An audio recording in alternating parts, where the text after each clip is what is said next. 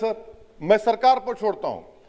Sir चौथी बात यह है कि रेडिकलाइजेशन की जब बात होती है, हमने यहां पर एक कांग्रेस के बड़े नेता से सुना कि दो भारत हैं दौलत के एतबार से। नहीं सर, भारत की दौलत मोहब्बत है। अस्सलाम वालेकुम टू ऑल व्यूअर्स, कैसे हैं आप सब। मेरा नाम है जया मानी। स्टार्ट है वीडियो। यार बताओ तो सही। अस्सलाम वालेकुम दोस्तों, कैसे हैं आप सब लोग? खैरियत से हैं? मेरा नाम है उस्मान कुरैशी भाई। स्वागत है आप सब लोग का हमारे चैनल पर। तो यार आज की वीडियो क्या है? आज की वीडियो असदुद्दीन ओवैसी साहब की वीडियो है और यहाँ पर लिखा हुआ है रिमार्क्स ऑन फायरिंग इंसिडेंट। ठीक है, तो भाई 4 फरवरी की वीडियो है। आई होप आप लोगों को बहुत अच्छी लगेगी। बहुत सारे व्यूवर्स की कह रहे थे कि यार इस वीडियो के ऊपर रिएक्ट लाजमी करें, तो बहुत सारे लोगों ने इसकी लिंक भी भेजी थी मुझे। लेकिन यार ये 7 से 8 मिनट की वीडियो है, तो ज़्यादा टाइम आपका नहीं लेंगे। तो पहले इस वीडियो को स्टार्ट कर लेते हैं, बाद में इंशाल्लाह बातें वगैरह करेंगे। 3 2 1 पिल्ले। असदुद्दीन ओवैसी जी। सर आपका बेहद शुक्रिया कि कल शाम में आपने फ़ोन करके मेरी खैरियत और मुझसे दरियाफ़्त किया कि क्या हुआ, और आपने मुझे बताया कि आपने फ़ौरन पुलिस के आला अहदेदारों से बातचीत भी की। मैं आपका बेहद शुक्रिया अदा करता हूं कि आपने अपनी संवैधानिक जिम्मेदारी को एक रुकने पार्लिमान की जान पर जब कातिलाना हमला किया गया टोल गेट पर, आपने उस बात की। मैं आपका शुक्रिया अदा करता हूं। स्पीकर साहब, मैं मुख्तसर से यहाँ पर ये बात कहना चाहूँगा कि मुख्तलिफ सियासी पार्टियाँ मुख्तलिफ प्रदेश में इक़्तिदार पर हैं। ये बात आप तमाम को मैं गोशेगुजार कर रहा हूँ कि आखिर ये कौन लोग हैं जो गोली पर भरोसा करते हैं, बैलेट पर नहीं करते। आखिर ये कौन लोग हैं जो इतना रेडिकलाइज हो चुके हैं कि इनको इस संविधान पर एतमाद नहीं रहा, उनको अंबेडकर के बनाए हुए संविधान के खिलाफ हैं, जो इतनी नफरत पैदा करते हैं। आखिर ये कौन लोग हैं? मैं इसको सियासी गुफ्तगू नहीं करूंगा, ये सबके लिए छोड़ रहा हूं, क्योंकि जहां तक मुझे मालूम कि मैं 2 मरतबा का विधायक हूं, 4 मरतबा का सांसद हूं, और अगर इस तरह से अगर राजनीति आगे बढ़ेगी कि टोल गेट पर गाड़ी रुकती है और 4 राउंड गोलियां चलाई जाती हैं, आखिर इन नौजवानों को ये कैसे रेडिकलाइज हुए? और मैं सरकार से पूछना चाहता हूं कि क्या उन्होंने ये रेडिकलाइजेशन सैयद कुतुब की किताब पढ़कर रेडिकलाइज हुए, अब्दुल्ला अज़ाम की किताब पढ़कर रेडिकलाइज हुए, या अयमन अल ज़ोहरी की किताब पढ़कर रेडिकलाइज हुए? इसीलिए मैंने सरकार से 2015 में कहा था कि इंटरनल सिक्योरिटी डिपार्टमेंट MHA में, उसमें तमाम मज़ाहिब के लोगों का एक काउंटर रेडिकल सेल बनाइए आप। और सर ये रेडिकलाइज हो चुके हैं, तो भारत की इससे राइट विंग कम्युनिज्म और टेररिज्म बढ़ेगा। मैं आपसे अपील कर रहा हूं कि जो गलती NDA 1 में की थी, आप वही करने जा रहे हैं। आपको नुकसान होगा, आपकी सरकार को नुकसान होगा, देश को, तो देश की सालिमियत को खतरा तो पैदा हो रहा है। सर मैं आपके जरिए से सरकार को यह भी बताना चाहूंगा कि जिन लोगों ने ये रेडिकलाइजेशन किया है, आप इस पर गौर करिए, इन पर UAPA क्यों नहीं लगाते आप? अगर कोई स्पीच देता है, अगर कोई फेसबुक पर किसी क्रिकेट मैच पर किसी टीम की तायीद करता है, तो UAPA लगता है। एक सिटिंग MP के ऊपर UAPA नहीं लगेगा सर। मैं सरकार पर छोड़ता हूं। सर चौथी बात यह है कि रेडिकलाइजेशन की जब बात होती है, हमने यहां पर एक कांग्रेस के बड़े नेता से सुना कि 2 भारत हैं दौलत के एतबार से। नहीं सर, भारत की दौलत मोहब्बत है। भारत की दौलत पैसों की दौलत नहीं है, भारत की दौलत मोहब्बत है। हां 2 भारत हैं, एक मोहब्बत पर जो पिछले कई बरसों से आबाद है, और एक नफरत पर भारत बन रहा है। तो क्या आप दौलत की भारत की मिसाल देंगे या मोहब्बत की भारत की मिसाल देंगे?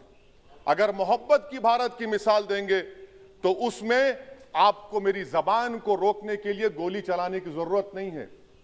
इस 2 भारत को समझने की जरूरत है।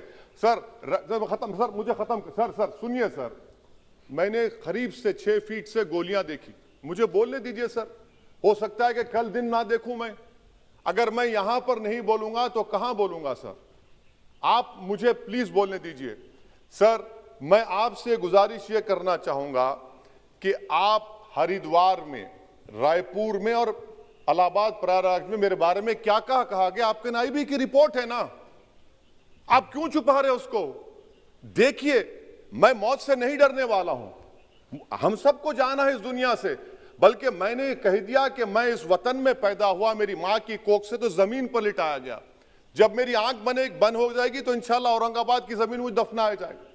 मगर मैं आपसे अपील करना चाह रहा हूं सरकार से सर, कि जो कुछ बातें की गई हैं उसको देखिए। मैं जेड कैटेगरी सिक्योरिटी नहीं चाहिए मुझे, मैं हरगिज नहीं चाहिए मुझे। मैं 94 से पॉलिटिक्स में हूं, मैं आजाद जिंदगी गुजारना चाहता हूं। मैं घुटन के साथ जिंदा नहीं रह सकता इस दुनिया में। मुझे जिंदा रहना है तो अपनी आवाज उठाना है, मुझे अब जिंदा रहना है तो सरकार किसी के उनके खिलाफ बोलना है, और अगर गोली लगती है तो मुझे कबूल है, मगर मैं घुटन की जिंदगी नहीं गुजार सकता सर। मेरा मानना यह है कि संविधान में अगर देश के गरीबों को, मजलूमों को, अल्पसंख्यक समाज को सिक्योरिटी मिलेगा तो मुझे मिलेगी सर। आपकी चिंता हमें है ना सर मैं इसलिए सिक्योरिटी दे रहे हैं सर आपको नहीं सर, देश के गरीब बचेंगे तो मैं बचूंगा। ओवैसी की जान इखलाक पीलू से बढ़कर नहीं है सर। ओवैसी की जान उस वक्त बचेगी जब गरीब की जान बचेगी। इसीलिए मैं आपके जरिए सरकार से अपील करना चाहूंगा कि सर इस नफरत को खत्म करिए, इस नफरत को खत्म करिए और इस पर आप गौर करिए। मैं नहीं लूंगा सिक्योरिटी, मैं जेड कैटेगरी नहीं चाहता हूं सिक्योरिटी। मुझे ए कैटेगरी का शहरी बनाइए आप, मुझे ए कैटेगरी का शहरी बनाइए ताकि मेरी और आपकी जिंदगी बराबर हो। जब देश के प्रधानमंत्री पर सिक्योरिटी ब्रीच हुआ, अपोजिशन की तरफ से मैंने कहा था कि गलत हुआ। सब सेकुलर पार्टी के लोगों ने कहा कि ओवैसी तुम क्यों बोले, तुम क्यों बोले? मैंने कहा नहीं, देश का प्रधानमंत्री मेरा है, सिक्योरिटी ब्रीच हुई तो एक्शन लेना चाहिए। मगर 4 मर्तबा के एमपी पर कोई 6 फीट के फासले से 4-4 गोली चलाता है। मुझे मौत है, हम सबकी मौत है, मगर मैं इन गोली चलाने वालों से डर कर खामोश नहीं बैठने वाला हूं। और मैं दुआ करता हूं कि उत्तर प्रदेश में पुरअमन पोलिंग होगी इंशाअल्लाह। उत्तर प्रदेश की जनता गोली चलाने वालों का जवाब बैलेट से देगी, नफरत का जवाब मोहब्बत से देगी और कमजोरों को दबाने का जवाब हिस्सेदारी से देगी। मेरी आपसे गुजारिश है सर कि मुझे जेड कैटेगरी नहीं चाहिए, मैं रिजेक्ट करता हूं। आप इंसाफ करिए सर, उस पर यूएपीए लगाइए। और इनके दिमाग कौन है? 2 लोग रेकी करते हैं, उनको मालूम कि मैं मीरठ की ठोर से आ रहा हूं उस टोल गेट पर, और 6 फीट के फासले पर गोली चलाते हैं। तो आप देख लीजिए सर, आप सरकार के हवाले, अगर आप इंसाफ करना चाहे आप इंसाफ कर सकते, मगर रेडिकलाइजेशन आपको नुकसान पहुंचाएगा और इससे राइट विंग टेररिज्म बढ़ेगा। शुक्रिया सर। वेरी प्योर सोल है यार। बहुत ही ज़बरदस्त वीडियो थी, और जितने भी लोगों ने इस वीडियो का मतलब रिकमेंड हमें किया कहा था बिल्कुल। तो बड़ी समझ आई है। देखिए, मैं यही बात करना चाहता हूँ कि पता है क्या होता है। मैं आप लोगों को पहले एक बात बताता हूँ, ये जो फायरिंग का स्टार्ट होता है ना, देखिए वो कह रहे हैं कि जिन लोगों को सियासत नहीं समझ आ रही लेकिन गोली समझ आ रही। देखिए, गोली की हद जो होती है ना, जैसे फायरिंग, वो वहाँ पर समझ आती है जहाँ पर इंसान थक जाता है। वो कहते हैं यार बस मैं अब हार रहा हूँ, मुझे हार बर्दाश्त नहीं है, तो मैं बस इस दूसरे को ख़त्म कर दूँ। बस वो कहते हैं खत्म ना कर दो। कि अगर आपने कामयाब होना है ना तो उसके 2 वे होते हैं। एक तो होता है कि बहुत मेहनत करो, दूसरा ये होता है कि जो आपके सामने मेहनत कर रहा है उसको फिनिश कर दो। ये कामयाबी के 2 असूल्स होते हैं। तो मतलब ये 2 रूल्स भी समझ लें कि ये पॉइंट की बात है। तो भाई देखें, अगर आपने अच्छे तरीके से अगर कामयाब होना तो उसमें आपको मेहनत करनी पड़ेगी।